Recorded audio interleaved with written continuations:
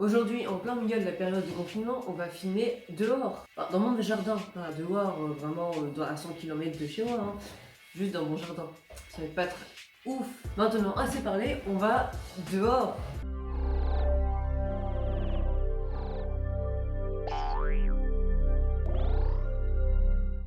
On va utiliser ça pour faire les pieds. En fait, vu qu'on est en confinement, j'ai pas eu le temps de prendre des pieds chez Castorama, donc on va utiliser ça. Et on va pas garder le truc au bout parce que ça nous gêne. Donc, ce qu'il faut faire, c'est qu'il faut le couper avec une scie comme vous. Aïe, ça fait mal les scies.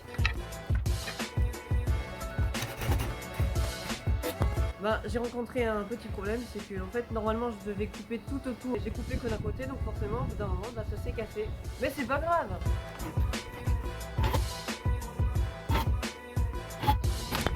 Voilà, ça en fait deux, c'est déjà mieux.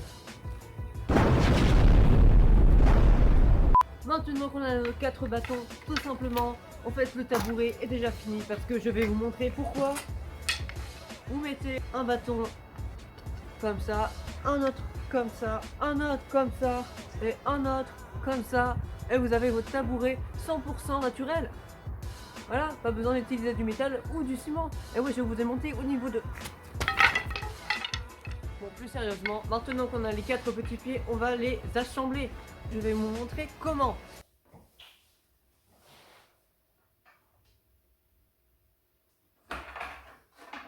Revenons aux choses sérieuses. Alors pourquoi ce seau? Ce seau, il va être utilisé pour faire l'assise en ciment. Et avant que le ciment sèche, on va mettre les petits bâtonnets. Et on va en prendre que 3 en fait. Et pour les faire tenir, on va utiliser du petit matériel que je vais vous montrer maintenant tout de suite, c'est-à-dire du scotch. Et après, du petit fil de fer, c'est plutôt du grand fil de fer, parce que là il a plutôt 1,50 m.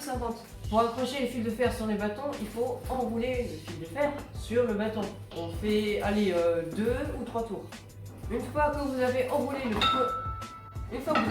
le premier pied, on va l'accrocher à l'autre comme ceci.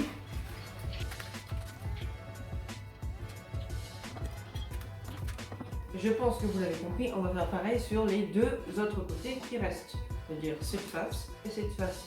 Parce que là on a fait une face et il reste 2 parce que en fait, vu qu'il y en a 3 arêtes égale un triangle. Et un triangle est égal à 3 côtés. Donc 3 côtés, 3 arêtes est égal à 3 fois le fil de fer. C'est parti. Alors pour que ce soit de la même longueur, soit vous prenez une règle, soit vous faites comme je suis en train de faire. C'est-à-dire que vous collez les 2 parties pour voir si ça fait de la même longueur et après vous l'enroulez.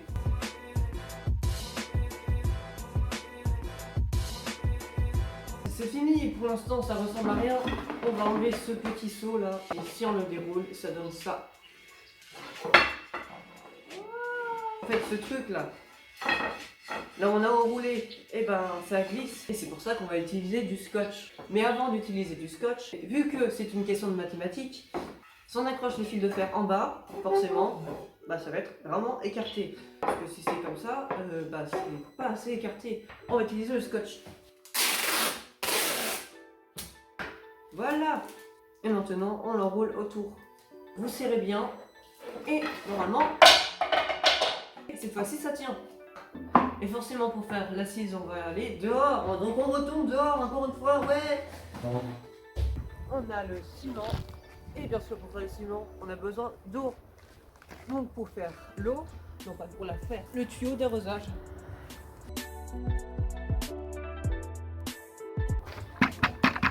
Pour doser, pour éviter de salir une règle, moi je fais une règle en carton et il faut que ce soit environ épais de 5 cm. Maintenant on va mettre l'eau et pour mélanger, je vais pas trouver autre chose que ça. Là on va le faire avec. Si vous avez autre chose, bien sûr, utilisez autre chose.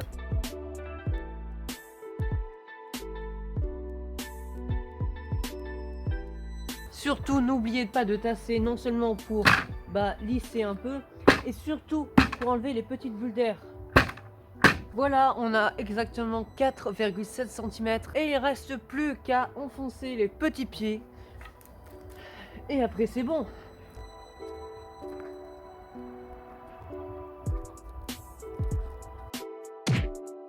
Voilà, on se retrouve 2 jours après. Et vous allez me dire, mais comment ça va faire pour se démouler? Et ben en fait, en séchant, le ciment il rétrécit un peu, donc ça s'est un peu décollé de la paroi. Bah maintenant, on va taper, hein, parce qu'il est méchant. Voilà, il faut taper comme ça.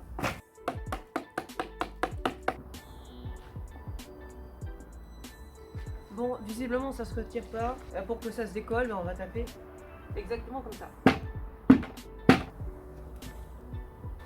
Bon, autre solution, on va le retourner.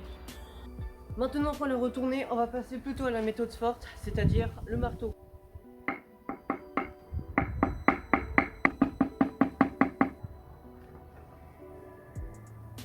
Quoi qu'en fait on peut laisser le sous, hein. On peut quand même faire un tabouret. Alors vous savez quoi, on va encore le retourner et on va tester toutes les méthodes possibles. 1 hour later.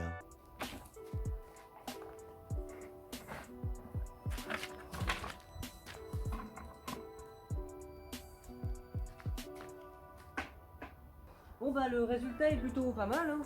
Mais encore un peu de boulot. Par exemple, là cette peinture, on va pas la laisser bleu, vert et rouge, ça fait moche quand même. On va mettre de la peinture blanche à la place et un petit dégradé. Ça va faire plus joli quand même. Et là on va un petit peu poncer et après ce sera nickel.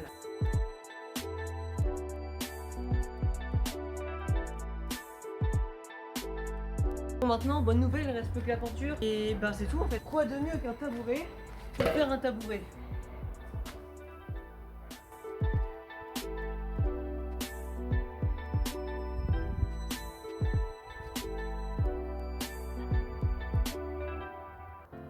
Et après, il reste plus qu'à raboter. Moi, j'utilise un petit couteau. Si vous avez la patience, vous pouvez poncer pour raboter. Moi, j'ai utilisé la méthode couteau, hein, ça va aller plus vite, mais ce sera moins joli. Bon, maintenant, on peut dire que c'est fini. Bon, bah, à la prochaine. Et on se retrouve pour une nouvelle vidéo.